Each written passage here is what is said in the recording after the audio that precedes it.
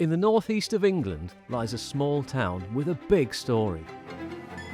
A place that gave birth to a technology that changed the world.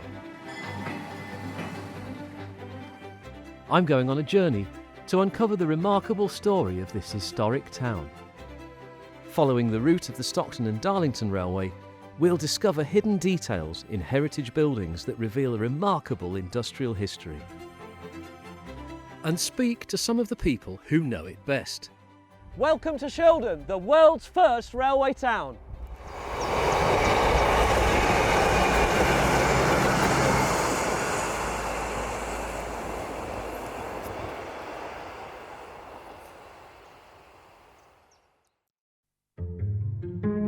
Our journey through Shildon will only take us a few miles, but it's on a route that follows the original Stockton and Darlington Railway. And it all begins in a rather unassuming spot.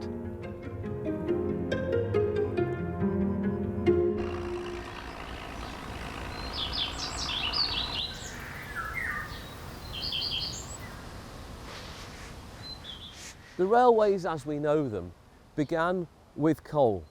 In the West Durham coalfield, the need to move coal from the collieries at Witton Park down to the River Tees at Stockton required innovative engineering solutions.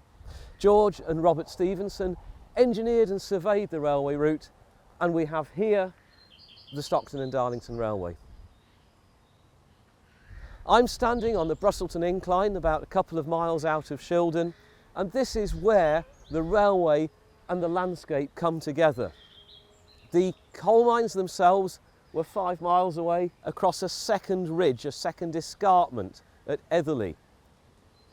Now the steam locomotives, the initial steam locomotives that were designed by the Stevensons, whilst they could pull heavy loads, they weren't able to climb steep hills particularly.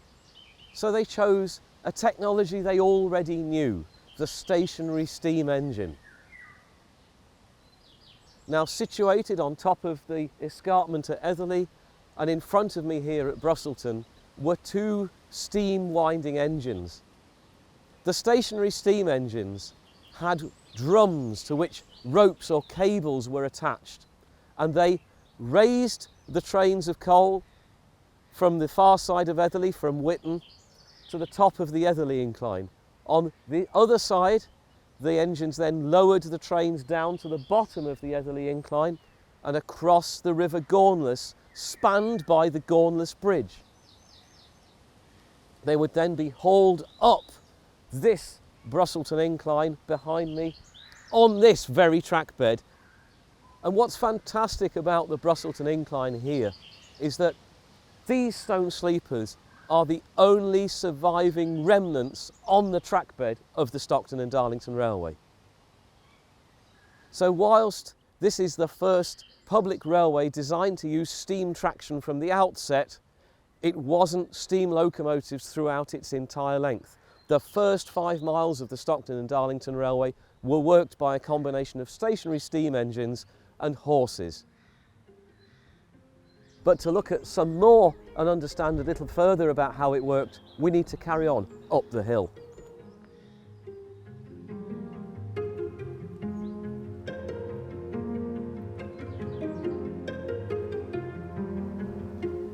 This is Brusselton Top, so called because it is the top of the incline at Brusselton. The structures behind me are the enginemen's cottages and the steam winding house. Now the enginemen's cottages, of course, are where the men who worked the incline would have lived, not just driving the stationary winding engine, but tending the boilers, making sure that there was enough steam for the engines to do their work. They were also identified as Stockton and Darlington Railway property by the shield that you see on the end wall, where a letter and a number would denote what asset they were to the company. The steam engine winding house itself is a little bit more vestigial as a remains, because the actual winding drums themselves and the boilers and the tall chimney have gone, but you can still get an idea of the scale and scope of the winding engine with the bricked in arch which went through to the winding house itself. On the opening day of the Stockton and Darlington Railway, the wagons were drawn up the incline as they would have been done on any normal working day. But people jumped on the wagons and became passengers, even though there was no locomotive on the train. But to discover more of the passenger story and the Stockton and Darlington Railway itself, we need to press on to Shildon.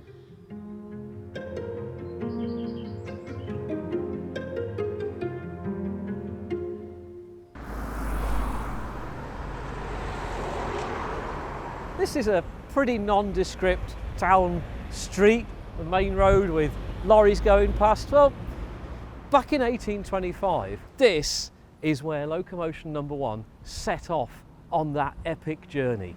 It's here that the age of the steam-worked passenger railway all began. Behind me here is what was the Mason's Arms pub, and that was where people began their journeys. There were no stations at that time, so what did you do? You began from the nearest public house. It was where you could get onto the train.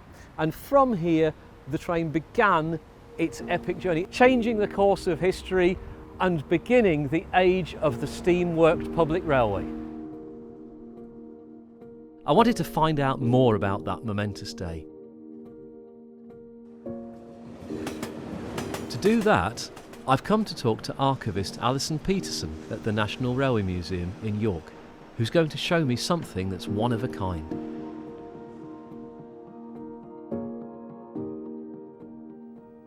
Alison, we're here in our fantastic archive at the National Railway Museum, but we've got one of the gems of the collection. What are we actually looking at here? Right, so this amazing letter documents the opening of the Stockton and Darlington Railway. It's from a boy who was 14 called John Church Backhouse, writing to both of his sisters about what he has seen. So John Church's father was called John as well, and he was a promoter and treasurer for the Stockton and Darlington Railway. So John Church Backhouse had a real connection with the company, and it will be why he was there. So it's a fantastic insight into, well, a new world really, isn't it? It absolutely is. It's like describing a spaceship or something in these days, that a completely new innovation. And so he step by step describes the carriages, the locomotive, and even the little flags on top of the vehicles. Yeah, because it's not just a letter, is it? There's this amazing image along the top of it, a drawing, isn't there?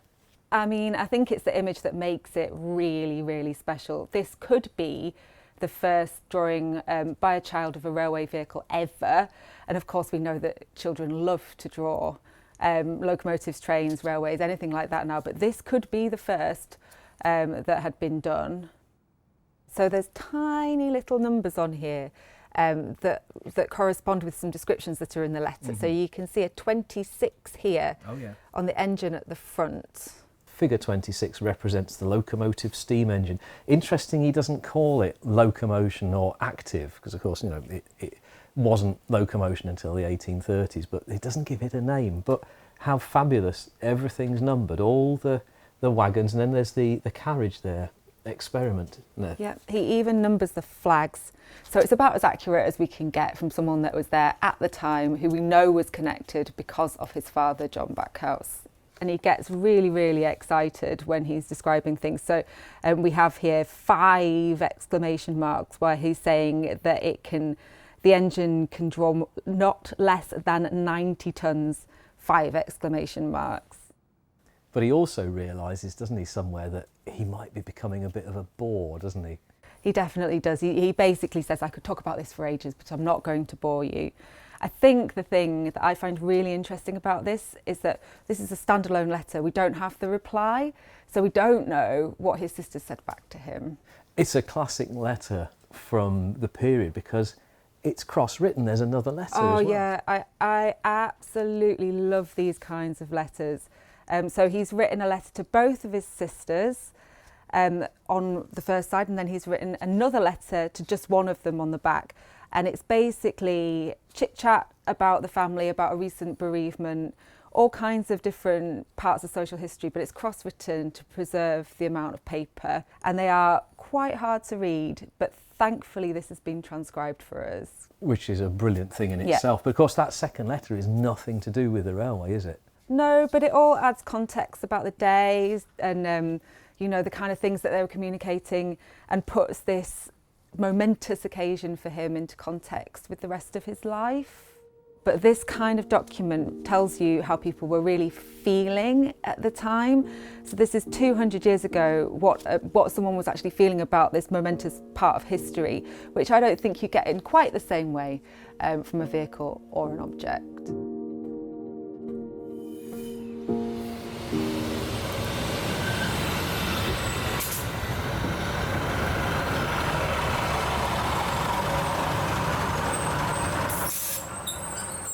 Back in Shildon, I'm on the trail of one of the town's most famous railway heroes.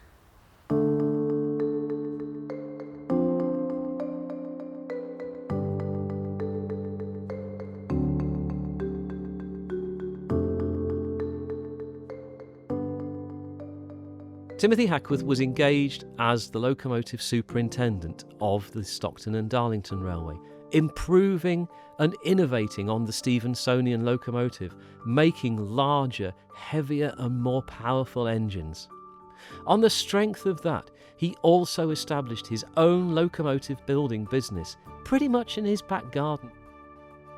Behind me is the house where Timothy Hackworth lived and worked. In his back garden, he built a locomotive works. He came to an agreement with the Stockton and Darlington Railway that not only would he maintain and build their own machines at their own works, but he would create his own works in his back garden. The Soho Works behind Soho House. And it's there that Hackworth built in 1829 Sampurae for the Rainhill trials of the Liverpool and Manchester Railway, where it ran against Rocket and to prove whether steam locomotives could run an intercity main line. As well as building the first locomotives for Nova Scotia here in Shildon, Hackworth and Company also built the first steam locomotive to successfully run in Russia in 1837 on the railway line to Tsarskoye-Selo.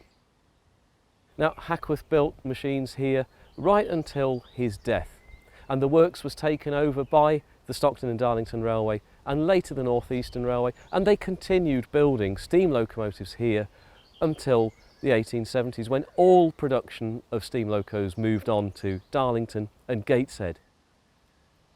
In 1947, one of the divisional engineers of the London North Eastern Railway wrote to director Sir Murrah Wilson, explaining his excitement at finding Hackworth's house and the remains of the Shildon Works, and said, wouldn't it be great if we could keep it? And Murrah Wilson wrote back and said, no, put a simple plaque in there. Only the most hardened railwayist would find it of interest. The works building itself was taken down in 1947, but the house remained to become part of the museum complex, initially in 1975 with the Timothy Hackworth Museum, and now part of our estate at Locomotion. Walking along from Soho House, it's not long before we come across another incredible railway survivor. To find out more about it, I've come to talk to Head of Locomotion, Sarah Price. Shildon's full of fascinating structures, Sarah, and the museum, you know, is custodian to a lot of them. What actually are we looking at here? This is one of my favourite structures actually on site here. We're looking at the coal drops. For me, it's one of those things, it really explains what it was there to do. This is one of the first attempts at the mechanisation of refuelling locomotives in this country, probably the world. Before they were built, refuelling the locos was really labour intensive. It all had to be done by hand. But what these were attempting to do was to really use gravity. They were designed and built in 1847 by John Graham, the traffic manager for the Stockton and Darlington Railway. And the idea is that wagons full of coal are brought up onto the top. The coal's emptied into wooden chutes, into these square apertures here. The locos come along, they station themselves next to the coal drops, and then chutes are lowered into the tenders, and the fireman pulls the chute down, and simple gravity would be used to fill tenders. You know, it's quicker, it's more efficient. You're not using manual labour to do it. You know, it's a really simple but exceptional piece of engineering. The coal drops didn't always look like this, did they? There's a big gap between the track that we have and the drops themselves. How did they actually work back in the day? This whole site would have looked completely different. You know, there would have been way more kind of sets of tracks going on, and there was one that ran very, very close up to the coal drops, and that was kind of the refueling, recoaling line. They stopped working in 1935, and they were left. As things happen, you know, over time they fall into a slight state of disrepair. So over the past couple of years we've done a huge amount of work working with Durham County Council to stabilise them, to do more work on the pointing, to put them into the best condition so that we can look after them for the next 150 years. Fantastic. Thanks very much. We'll go and look at it a little bit more. Thank you.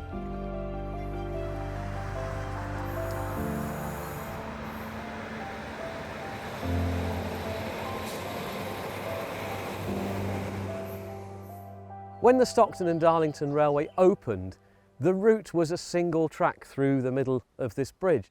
The size of Locomotion number 1, it's not a very big structure at all. But of course, as the railway traffic expanded, the system grew, branch lines came in, further collieries and industries wanted to send their goods to market. And so the sidings here at Shildon had to expand. They dug out the ground, quite literally, piece by piece, and expanded in this direction in 1857, as the date plate on this cast iron bridge shows, and then still further as the coal industry continued to grow on the other side of the line, where there's now an embankment. The expansion of the railway sidings at Shildon was massive.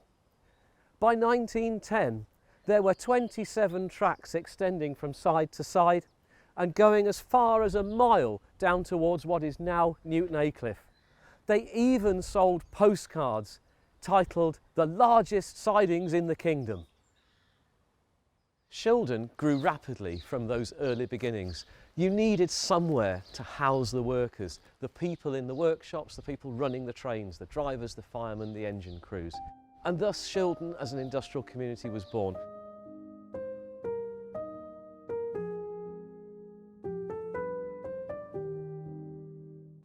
What we have, in essence, is what looks like a Lancashire mill town, terrace streets plonked down in the middle of rural County Durham. So there is an entire community built up around the railway, places of worship, places of education, schools, playgrounds, sports grounds, a microcosm of an industrial community. It had everything that you needed. When we talk about Shildon being a creation, being built by the railways, sometimes that's quite literal. Here's our goods shed at Locomotion, North Eastern Railway, Stockton Darlington Railway goods shed, and it's made from recycled stone sleeper blocks, and you can see here where the pins were that mounted the rail chairs on top of the stones. But the heart of the town for over 150 years was Shildon Works. This brick building was once part of the massive Shildon Railway Works. Initially established after the opening of the Stockton and Darlington Railway, Shildon Works was made to build and maintain steam locomotives, and the workforce was initially around 50 people.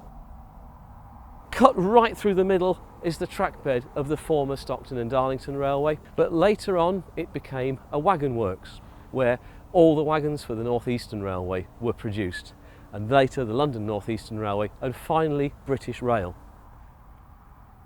It expanded to be well over 40 acres of site, enormous construction of workshops and foundries and carpentry, and employed nearly 3,000 people, building, maintaining and repairing tens of thousands of wagons every year.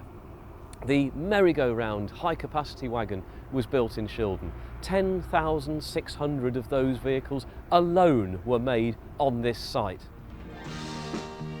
A ton for every foot of the train. coal round the circuit and round the clock. Over 1 million tonnes a week.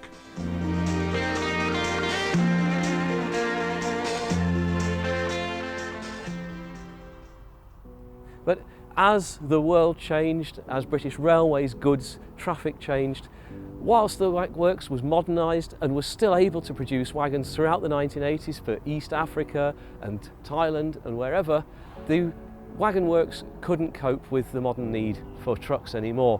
And so it closed in July 1984, leaving a massive hole in a very small town.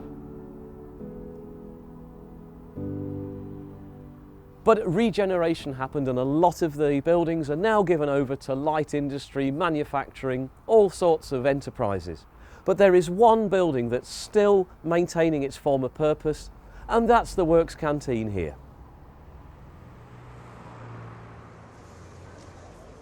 Today, it's a community cafe, music venue and microbrewery, run by husband and wife team Andrew and Laura. So Laura, we're here in the canteen. It's one of my favourite places in Shildon, I have to say, but can you tell us a bit about the history of the place? Well, originally this was the canteen for the Works in Shildon. It used to feed up to 3,000 people a day, and that included the families of the workers, so they could come at any part of the meal times and bring their whole family, and they would provide the meals for them.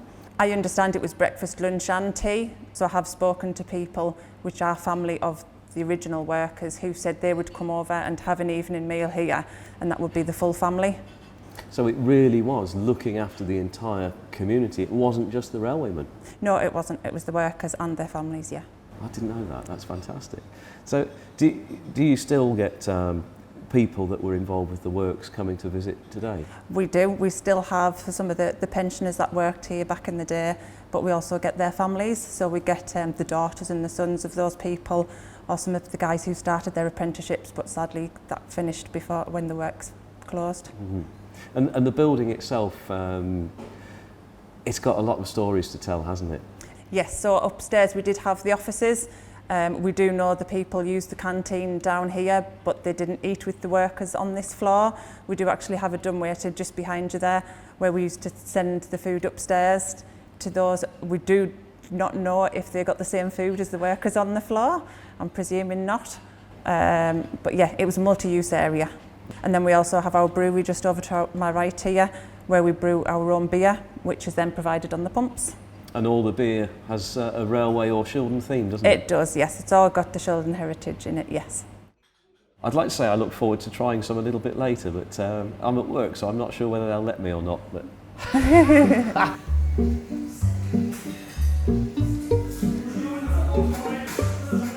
Feeling suitably refreshed, I'm off to my next stop. we talked a lot about the big names of the Stockton and Darlington Railway, one of whom, of course, was Timothy Hackworth, who made his home in the town of Shildon. But his legacy is far more enduring than simply the locomotives and the operation of the railway. It's here that he founded in 1833 the Railway Institute for the betterment and education of the people who lived and worked in the town. Dave Reynolds is part of the team that maintains and looks after the Institute and has written a book on its history. I'm hoping he can tell me a bit more about how it came to be and what the idea behind it was. Dave, we're in a building that has a long history, but the story of the Institute goes back even further, doesn't it?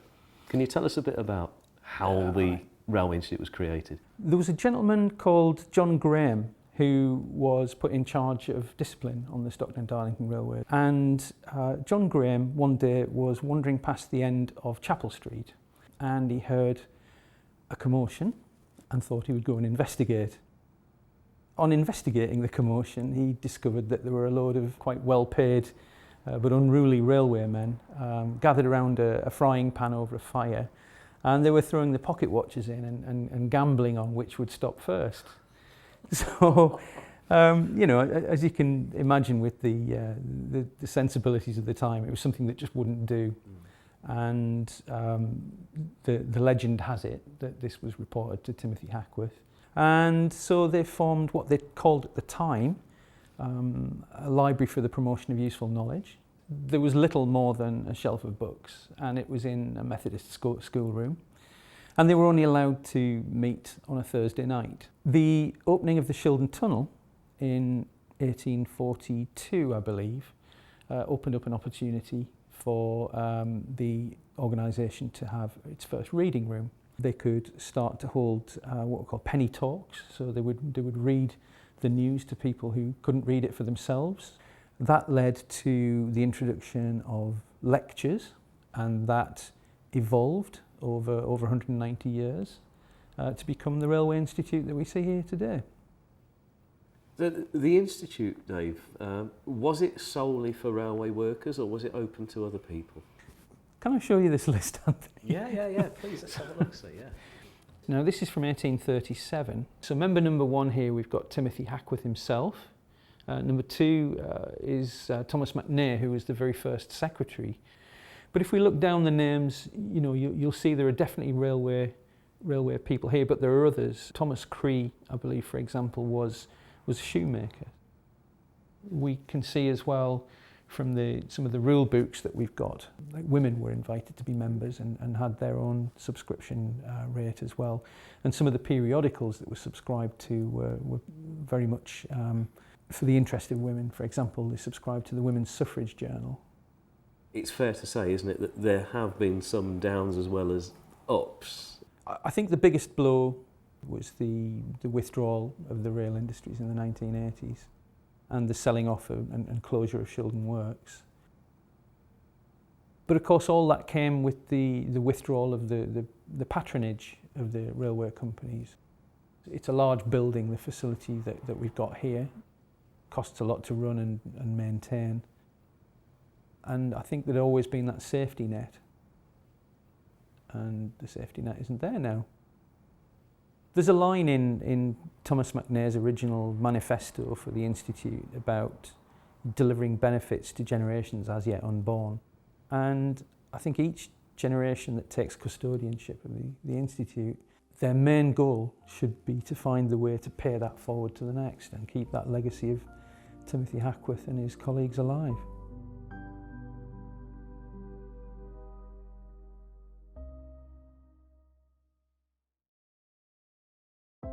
My journey through Shildon was coming to an end, but I wanted to know, what's the legacy of the town, the railway and the people? For me, Shildon it's a small town that changed the world. Things that are happening here have such a global influence, and you know we and the town should be really, really proud of that heritage. You know, there aren't that many places that can make that mark, but Shildon is absolutely one of them. We're both from the area, and I had family that lived in Shildon in years gone by, so it's nice to know that we've got that emotional connection with our business, and we can connect with the people of Shildon. If I were to sum it up for Shildon, I would see it as a crucible of the evolution of early steam and the proving of how steam really was the answer, or steam locomotion really was the answer to transporting goods and people around not just the country but the world. And we celebrate all of that here at Locomotion. So why not visit? But when you do, spend a few hours exploring the town, exploring the locations that we've looked at, and put yourself in the place of the people who worked, lived and innovated here, encapsulating the Shildon spirit.